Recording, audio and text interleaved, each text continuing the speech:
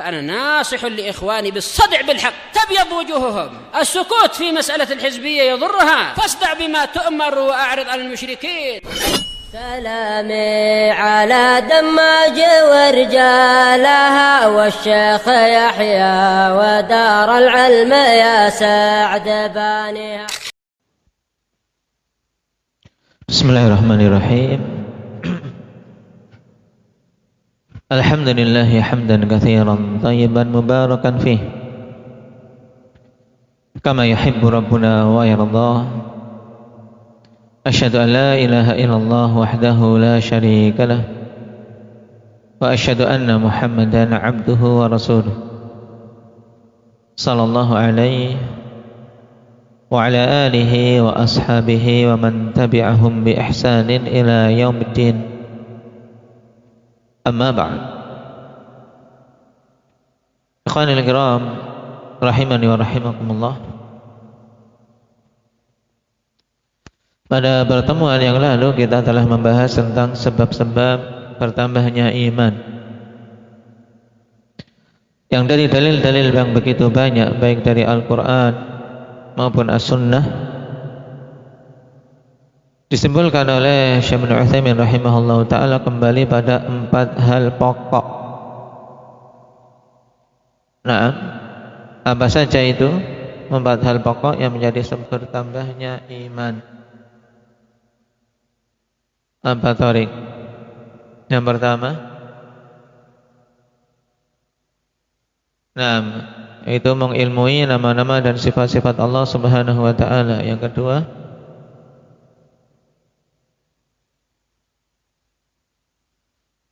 ahsanta, tafakkur dengan ayat-ayat Allah baik yang kauniyah maupun syar'iyah.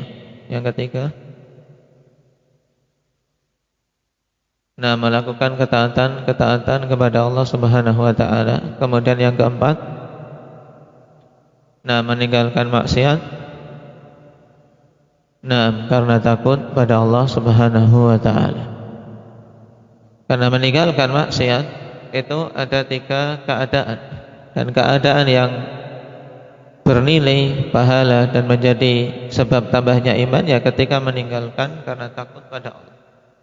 Berarti masih ada tersisa 2 keadaan lain. Apa itu? Abdullah.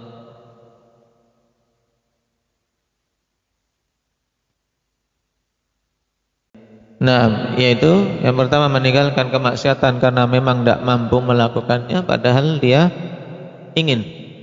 Dan yang kedua, meninggalkan maksiat karena memang tidak terbersit pada dirinya kemaksiatan tersebut.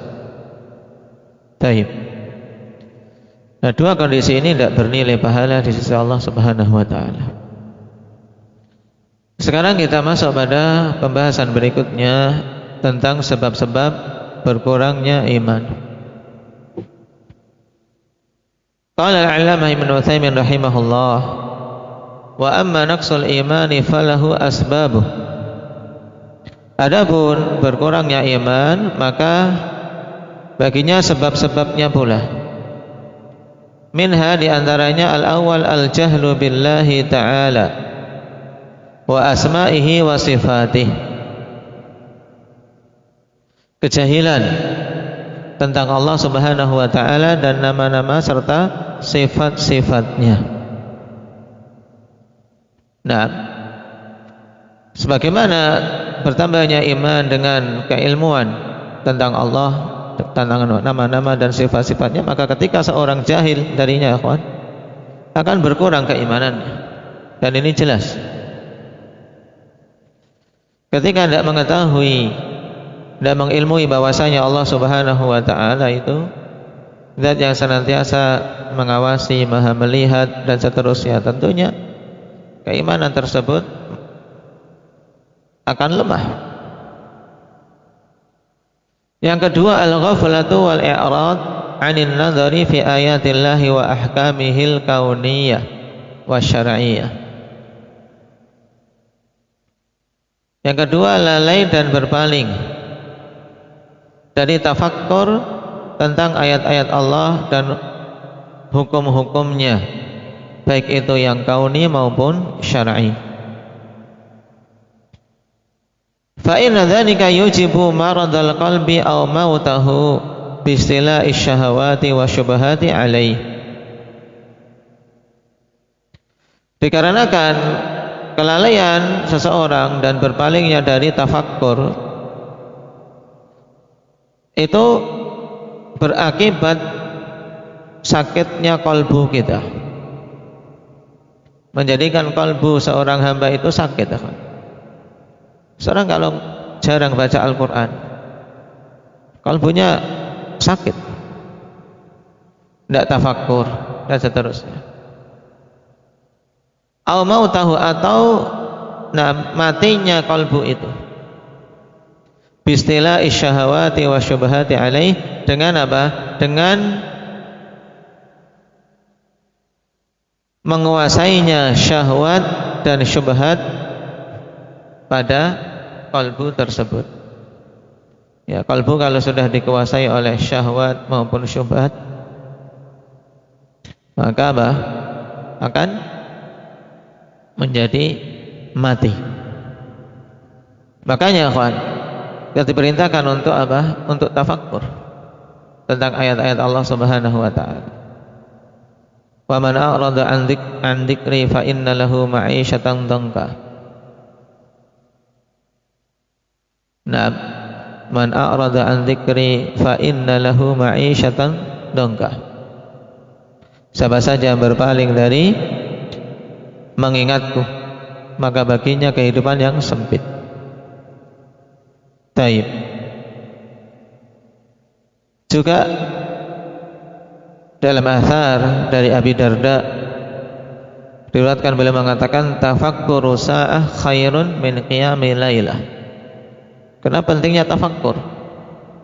Tafakkuru sa'ah khairun min qiyami lailah, yaitu tafakkur sejenak itu lebih bagus daripada sholat semalam suntuk tapi kosong dari tafakkur.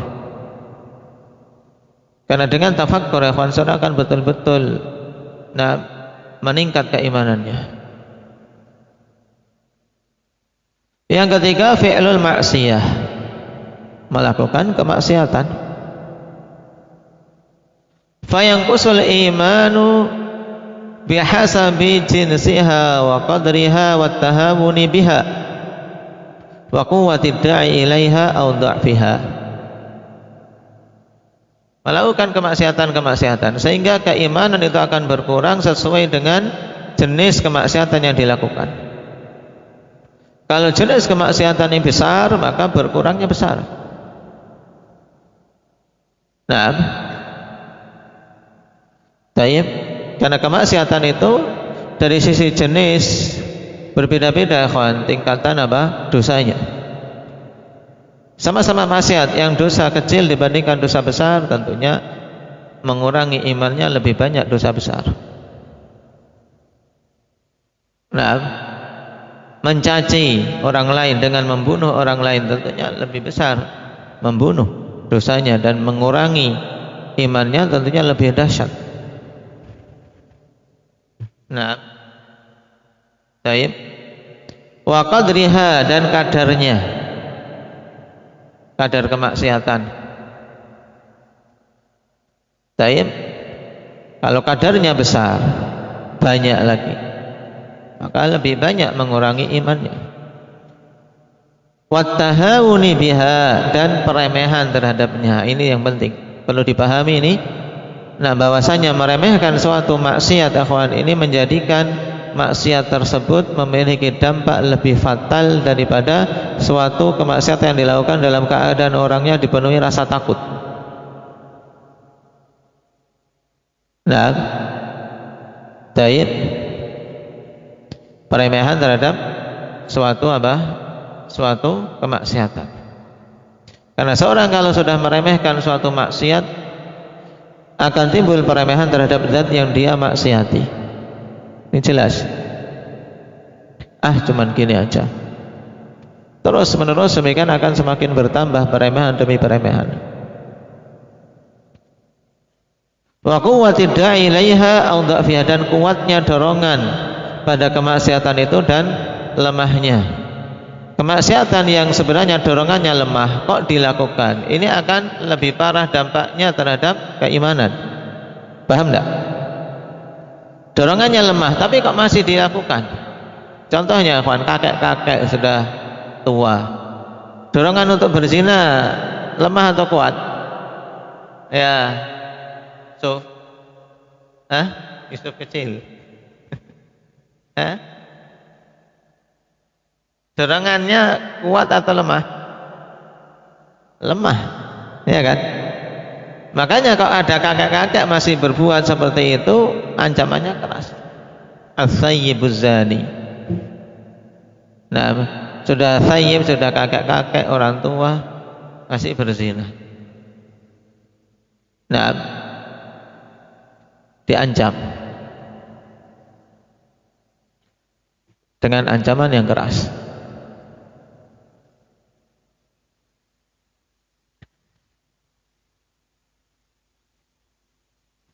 Qala fa amma jinsuha wa qadruha fa inna naqsal imani bil kaba'ir a'dhamu min naqsihi bis saghair. Ini jelas. Adapun dilihat dari jenis maksiat dan kadarnya, maka pengurangan keimanan dengan sebab dosa besar lebih besar, lebih banyak pengurangannya daripada yang diakibatkan oleh dosa-dosa kecil. Wa naqsul imani bi qatlin nafsil muharramati a'dhamu min naqsihi bi akhdhi malin muhtaram.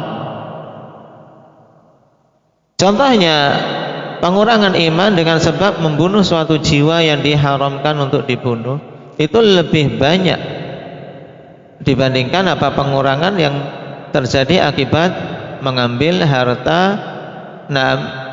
orang lain yang diharamkan untuk dirampas. Kenapa ya kawan? Karena apa? Hurmatun nafs a'dham min hurmatil mal. Nilai kemuliaan jiwa itu lebih besar daripada kemuliaan harta. Harta bisa dicari ya kawan, tapi kalau jiwa tidak ada ganti. Kalau sudah melayang tidak akan bisa untuk ditarik kembali. Dia tidak Habib. Nah, wa naqsuhu bi maksiyataini aktsaru min naqsihi bi maksiyatin wahidah wa hakadha. Dan pengurangan iman dengan sebab dua maksiat itu lebih banyak dibandingkan pengurangan yang disebabkan satu kemaksiatan saja, dan demikian seterusnya. Qala wa amma tahawunu biha fa innal maksiyata idza sadarat min qalbin mutahawin biman asahu dha'ifil nab. Perhatikan dulu. Wa amma tahawunu biha, adapun dia dari sisi apa peremehan terhadap maksiat itu sendiri. Fa innal maksiyata idza sadarat min qalbin mutahawinin biman asah dha'ifil khaufi minhu kana naqsul imani biha a'dhama min naqsihi idza sadarat min qalbi mu'azzimin lillahi ta'ala. Atau bisa jadikan sifat min qalbin mu'azzimin lillahi ta'ala, atau jadikan mutawwilah mu'azzimin berarti ke orangnya, hati orang yang mengagungkan Allah. Syadidil khaufi minhu lakin faratat minhul maksiyah. Ya, masalah peremehan ya kawan. Nah, sungguhnya maksiat apabila munculnya dari hati seorang yang mutahawin bimana asah, meremehkan kepada zat yang dia maksiati. Dha'ifil khaufi minhu, dari hati orang yang apa? Lemah rasa takutnya kepada Allah. Maka pengurangan keimanan dengan sebab itu lebih banyak dibandingkan pengurangan yang diakibatkan oleh kemaksiatan yang muncul dari apa? Hati seorang hamba yang mengagungkan Allah, yang memiliki rasa takut yang kuat kepada Allah, akan tetapi dia apa? Tergelincir dalam maksiat. Muncul darinya apa? Kemaksiatan, ya karena godaan. Manusia lemah. Iblis senantiasa menggoda, menghias-hiasi amalan buruk, kawan. Makanya Allah Subhanahu wa taala katakan, innakum tukhti'una bil-laili wan nahar, senantiasa melakukan kesalahan di malam maupun siang hari. Nah, makanya ketika kok ada orang yang sudah sudah ditutup maksiatnya oleh Allah, tapi malah dengan terang-terangan mengomongkannya, dicerita-ceritakan dengan penuh penuh kebanggaan. Ini mutahawin, meremehkan zat yang dia maksiati. Tidak ada rasa takut, sudah ditutupi, tapi malah dia ungkap. Nah, makanya yang seperti ini tidak dimaafkan. Kullu ummati mu'afa ilal mujahirin.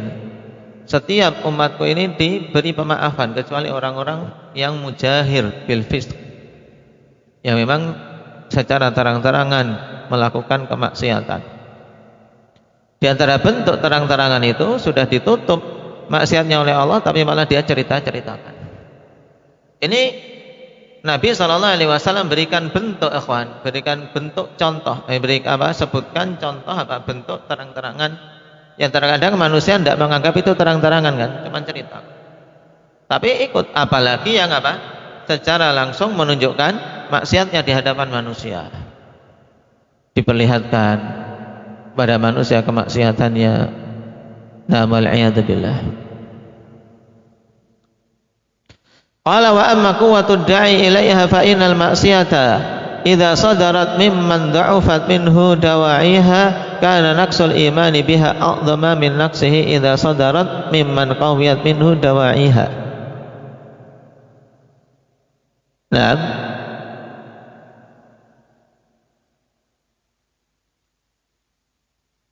adapun kekuatan dorongan untuk melakukan kemaksiatan, maka maksiat apabila muncul dari orang yang dorongan untuk bermaksiat itu sedikit, maka pengurangan iman dengan sebab itu lebih besar dibandingkan pengurangan iman yang diakibatkan oleh orang yang melakukan suatu maksiat dan dalam kondisi dorongan untuk melakukan itu kuat. Maka sekarang perhatikan contohnya. Walidzalika kana istikbarul faqiri wa zina syaikhi a'dhama ithman min istikbaril ghaniyyi wa zina syabbi. Oleh karena itulah dosa, ikhwan, dari kesombongan orang yang fakir. Wis melarat, nah sombong. Sudah fakir masih sombong. Ya, ini tidak pantas ya, karena orang fakir itu harusnya kan tawadhu. Iya enggak? Sudah melarat, fakir, tidak punya apa-apa, masih masih kemelinti, kata orang Jawa, masih sok gaya, sok. Nah, masih menyombongkan diri. Ini tidak pantas. Dorongan untuk sombong itu apanya yang mau disombongkan? Masa sombong dengan kefakirannya, ini tidak pantas. Nah, makanya ketika ada fakir sombong, ini lebih parah, mengurangi imannya lebih parah. Juga wazina syaikhi, zinanya orang yang sudah tua. Syekh di sini maksudnya kakek-kakek, bukan syekh ulama, bukan. Nah, taib. Dan kita semua kalau diberi umur panjang mesti akan jadi syekh. Nah, taib. Wa zina syaikhi a'dhama ithman, dan zinanya seorang kakek-kakek jompo yang sudah renta itu lebih besar dosanya min istikbaril ghani, daripada kesombongan orang yang kaya. Yang memang orang kaya itu, nah, kekayaan ini sebab kesombongan. Kekayaan sebab kesombongan. Nah, taib. Walaupun tidak boleh, cuman dorongan untuk sombong ada. Tapi kalau fakir dorongan untuk sombong dari mana? Nah, taib. Wazina syabi, juga ketika dibandingkan dengan zinanya seorang pemuda yang dorongan syahwatnya lebih kuat daripada kakek-kakek jompo. Kama fil hadis, sebagaimana dalam hadis. Salasatun la yukallimuhumullahu wa la yanzuru ilaihim yaumal qiyamah wa la yuzakkihim wa lahum adzabun alim. 3 golongan yang tidak akan Allah Subhanahu wa taala ajak bicara, tidak dilihat oleh Allah pada hari kiamat dengan penglihatan rahmat.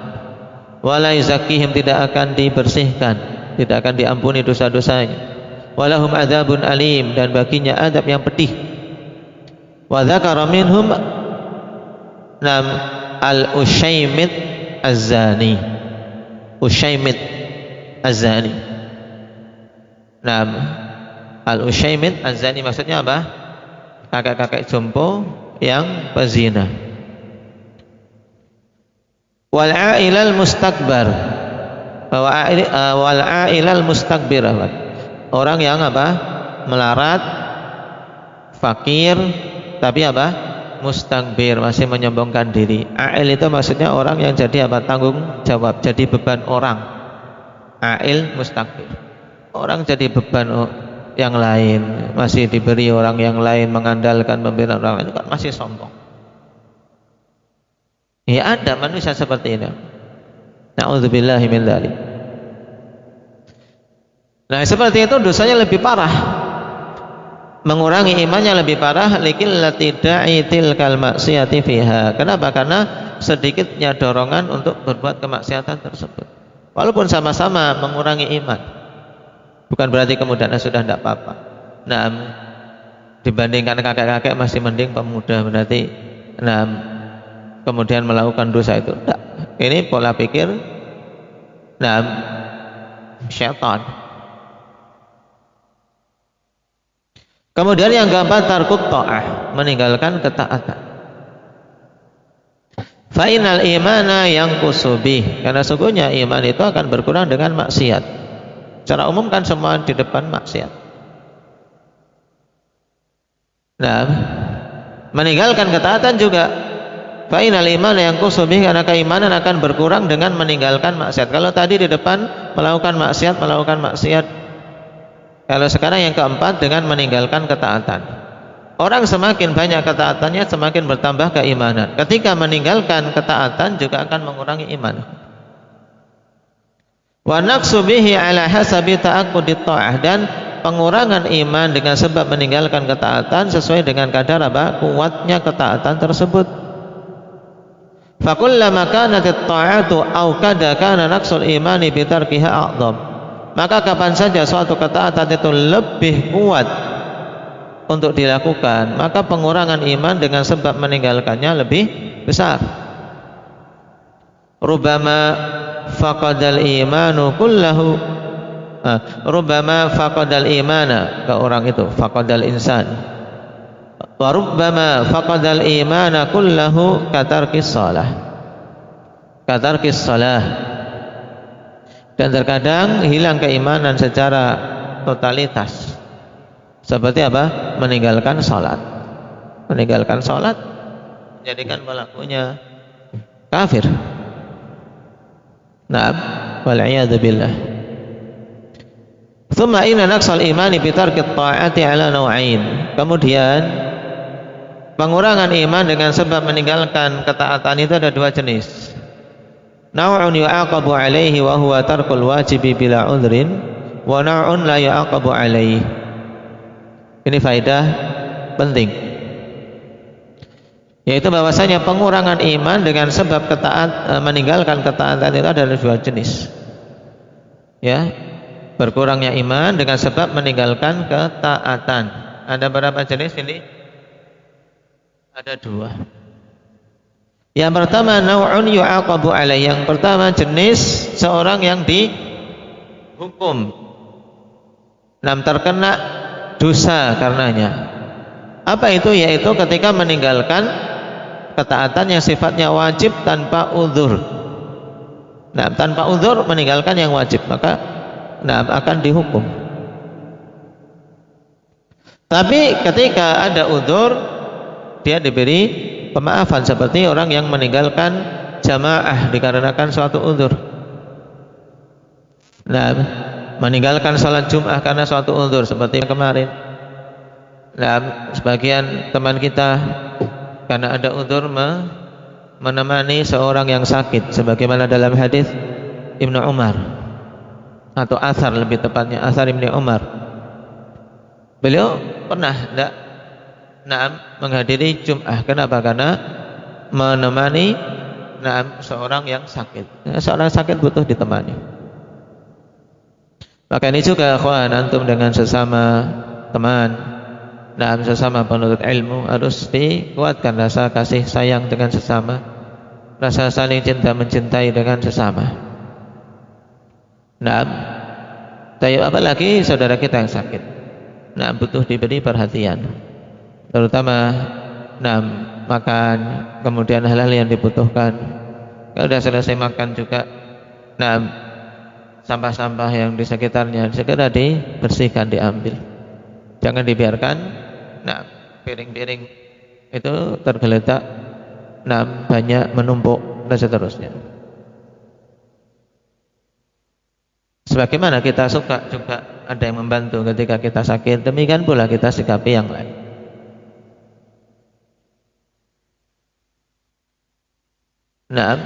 Dan Nabi SAW mengatakan, man la yarhamu la yurham, man la yarham la yurham. Siapa saja tidak bisa menyayangi, tidak memiliki rahmah, maka dia juga tidak dirahmati, tidak disayangi. Ini jelas, Ar-Rahimun yarhamuhumur Rahman.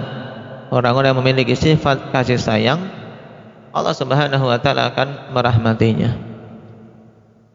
Jadi jangan menjadi seorang yang hatinya itu kaku, cuek, tidak ada rasa kasih sayang sama sekali.